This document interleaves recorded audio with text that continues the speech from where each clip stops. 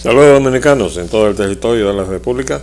Les habla Leopoldo Espaillat y Agenda Nacional. Lo va a pasar revista hoy a la prensa con las informaciones que consideramos útiles para que nuestros amables televidentes estén informados de cómo anda la situación mundial y también en el vecino país.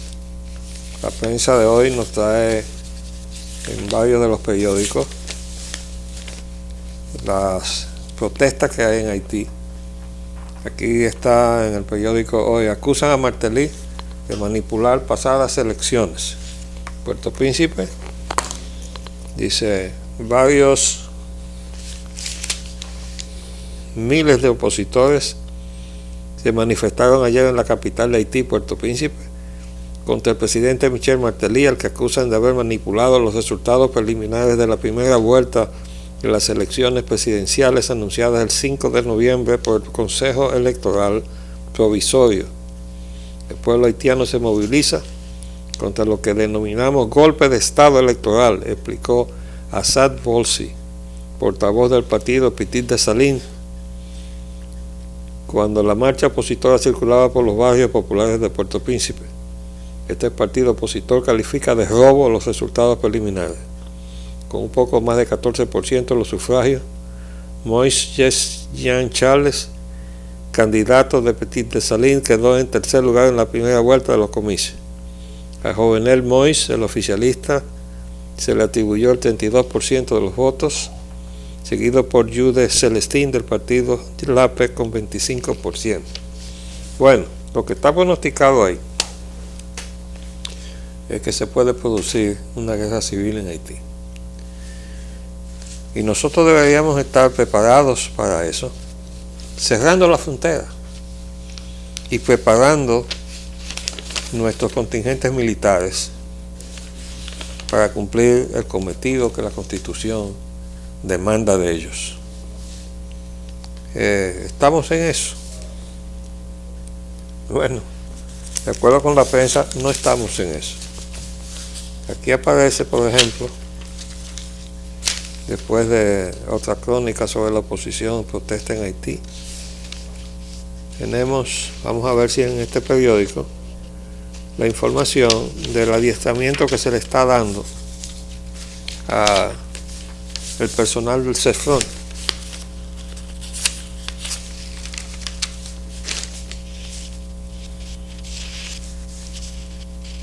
Por cierto, aquí tenemos información que también salió en el periódico El País, que nosotros trajimos para la información de ustedes, en donde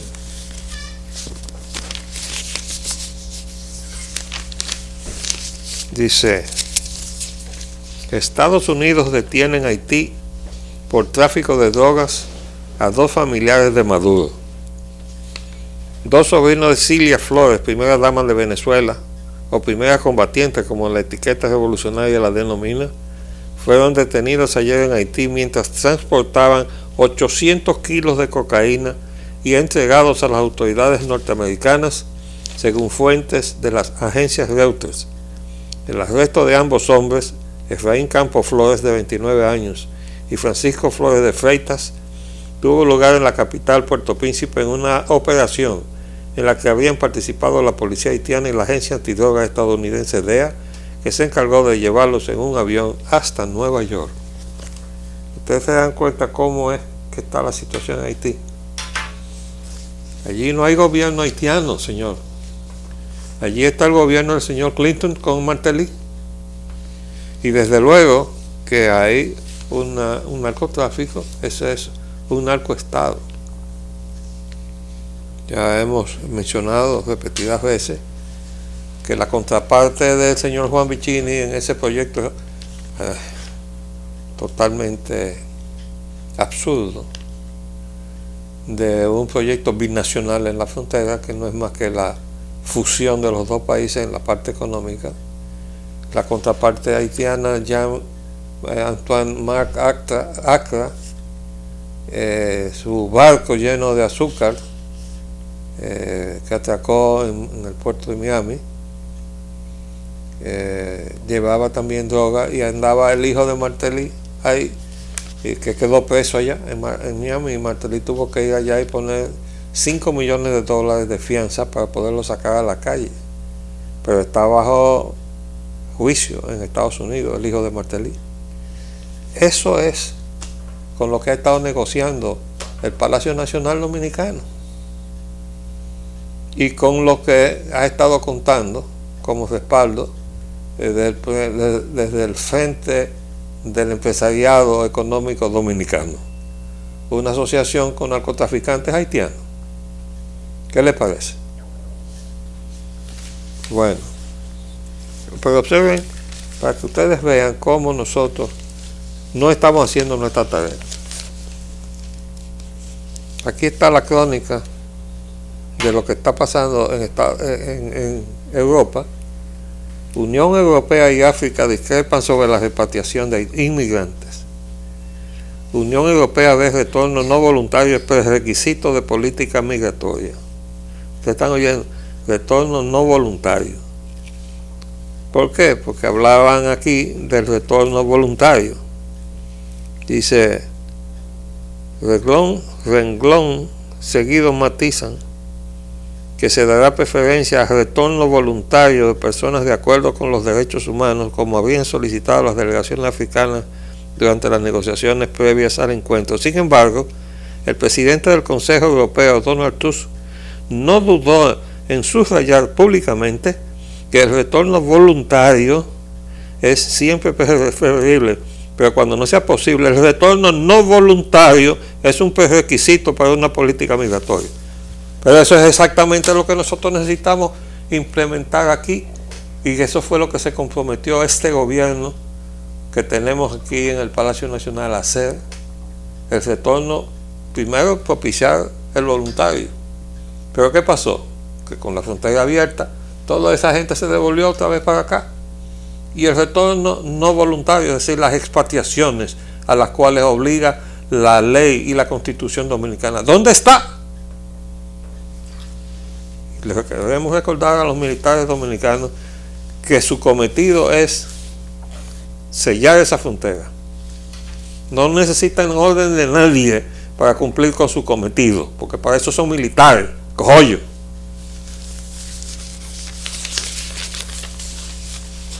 Entonces, oigan esto, para que ustedes vean a lo que estamos expuestos. En la prensa de hoy aparece una nueva información sobre la cuestión de salud que ya cubrimos ayer con la ayuda de nuestro amigo el doctor Armando Armenteros. Dice aquí el titular del listín: Zika, la otra amenaza. ¿Qué es Zika? Dice, salud define estrategia para combatir un mosquito que transmite ese mal, además del dengue y la chikungunya.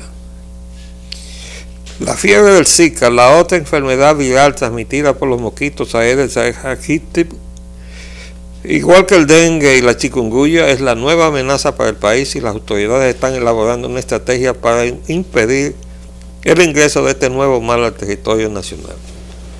Bueno, ¿cuál es el problema con eso? El problema con eso es el siguiente. En la misma columna donde está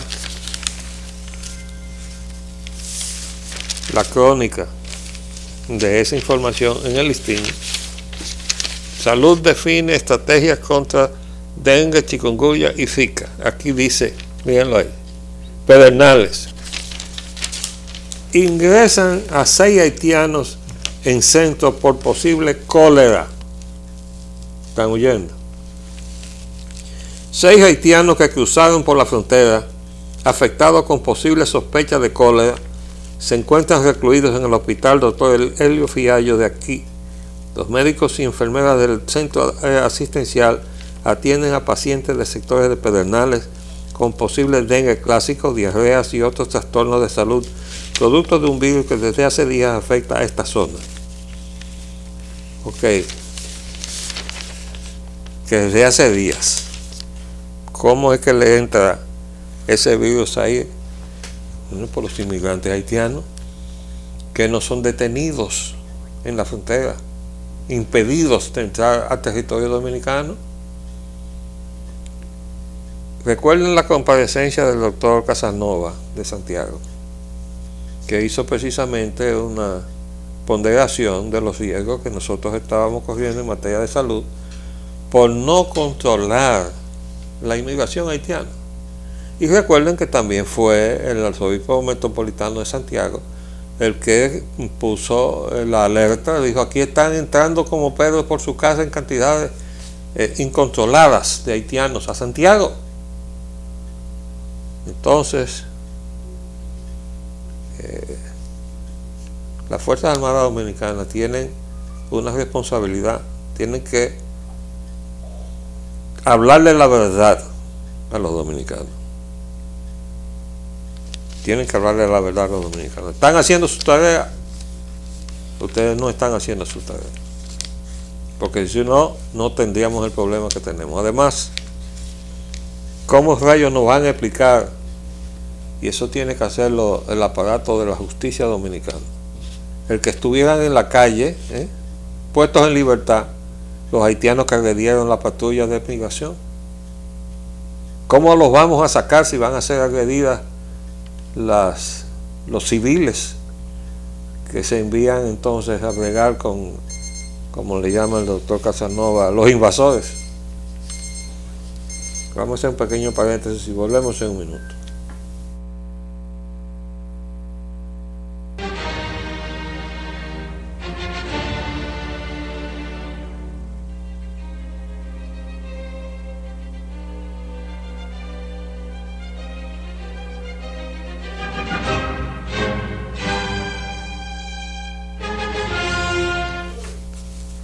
Bueno, entonces,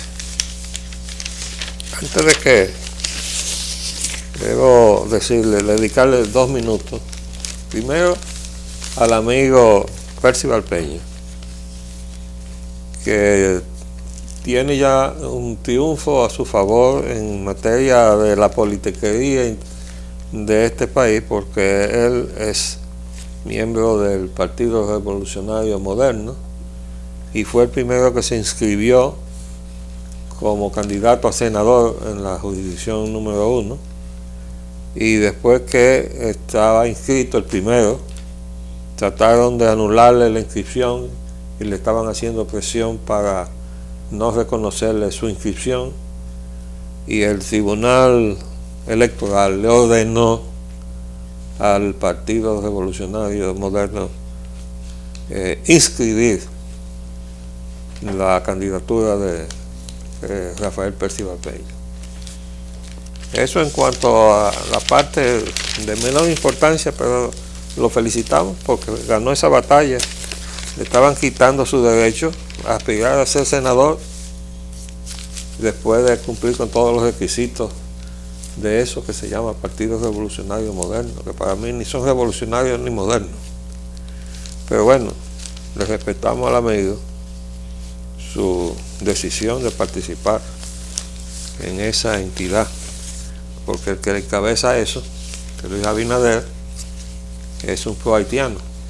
Lo demostró cuando le marchó al tribunal a su sentencia 168-13, y después que lo hizo parece que alguien le aconsejó no hablar de eso y no se ha pronunciado ni media palabra. Se le está criticando al presidente Medina que no habla, pero Abinader no habla de los haitianos. Observen a ver si da alguna declaración con relación a ese problema. Ni media palabra. ¿Por qué? Porque él es más de lo mismo, para que estemos claros.